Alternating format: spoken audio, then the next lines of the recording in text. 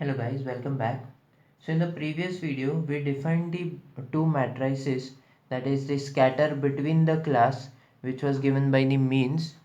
So that was telling you how much are the two classes far from each other, that is the means, how much of the means are far from each other. And next we saw scatter within the classes, which is we are seeing how much is the scatter of that particular matrix when we project that into a particular space, a particular new axis, right? So that is what we saw. And we also saw that for our LDA principle we need to maximize the this distance between the means, that is we need to maximize this thing because this is the same thing over here. So we need to maximize this and we need to minimize this. We need to minimize this variance because lesser the variance, more the separability we get. So we need to minimize this thing. So now we are ready to define a cost function. So yeah, before that, here we can see that we'll have two scatters. That is, one will be scatter for this class and other will be scatter for this class. So we need to we need to minimize both of them. So I want this also to be small, I want this also to be small. So what we can do is we can add both of them and we can say the addition has to be minimized, right? So here this is s1 tilde square. So that is, say this is class s1, this is class s2, this is class c1, this is class c2, or let us keep the notation same, omega 1 omega 2. So we took the classes as omega 1 omega 2. So let this be omega 1, let this be omega 2, and scatter for omega 1 is s1 tilde square in that projected space where we want our maximum separation, and s2 tilde square will be this, the scatter of this. And what we can do is we can define our overall scatter by adding both of these, and this thing s1 s omega 1 plus s omega 2, that is the addition of both of these scatters. So now please note that there is no tilde over here, so this is in the actual space. So this is in the actual space and this is what I am defining as some SW, that is the scatter within the matrix, right? So now we are good to go with the cost function. So here I am defining a cost function like this because it is like I have to maximize this, because how did I get here is because of this. So I wanted to maximize the separation between the means, right? So this is in the numerator, so I want to maximize this and I want to minimize this thing I want to minimize, or basically this thing. So the complete scatter is what I will have to minimize. So I have defined a cost like this. So if I want to minimize this value will be small, which will make the cost greater. And if I want to maximize this, which will again make the cost greater. So in turn, I just have to maximize the cost, because here you can see there was one criteria where I had to maximize, one where I had to minimize. So my cost cannot be like maximize and minimize both, right?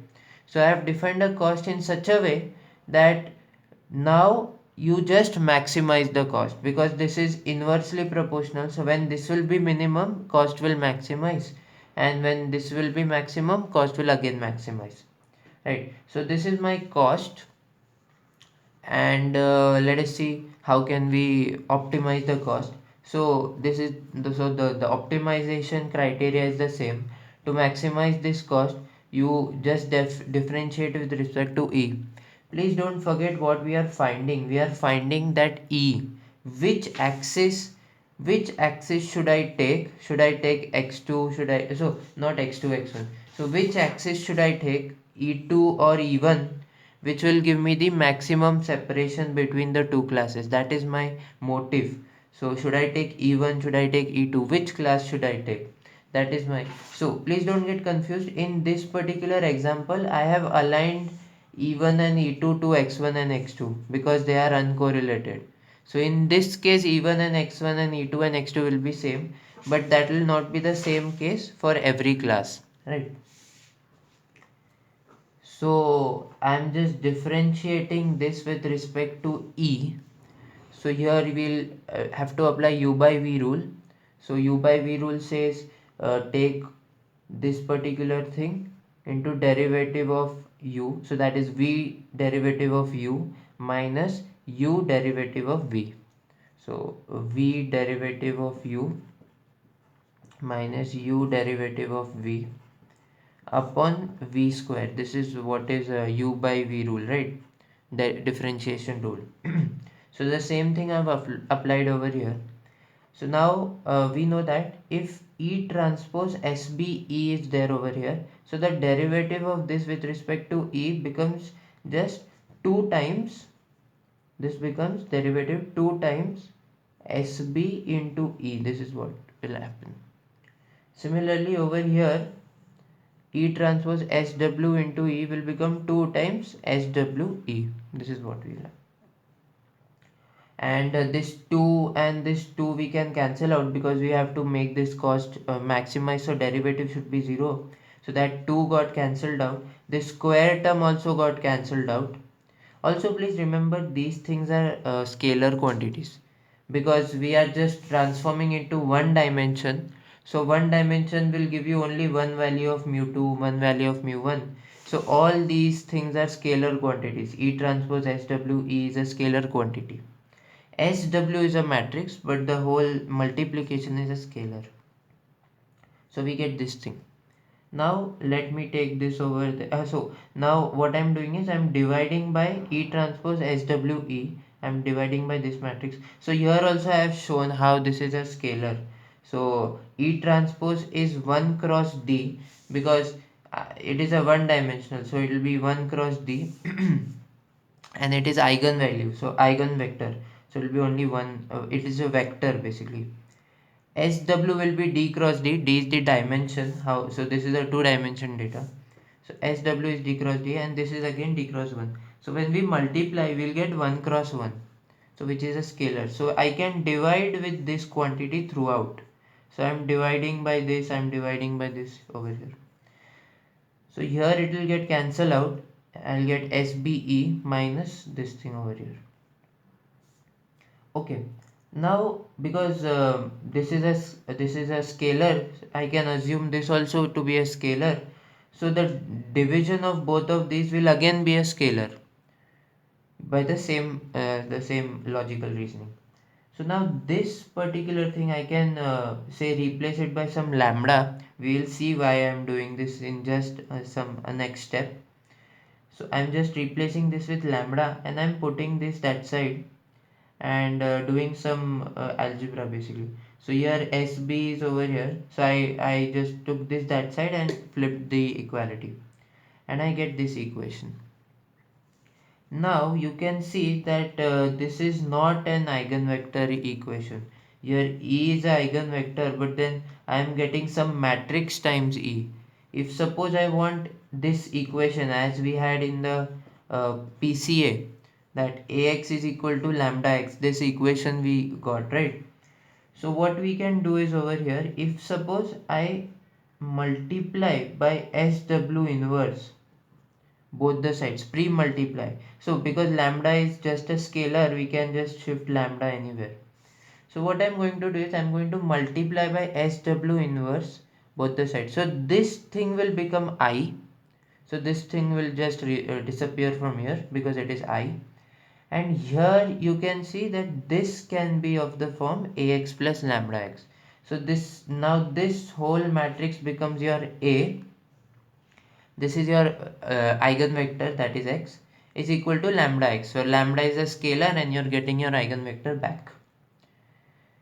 So the whole motive of doing doing this particular proof is that now instead of just taking the covariance matrix of this whole data, you calculate the scatter within matrix, the scatter between matrix, do this operation, that is inverse the scatter within matrix with scatter between, and find its eigenvalue.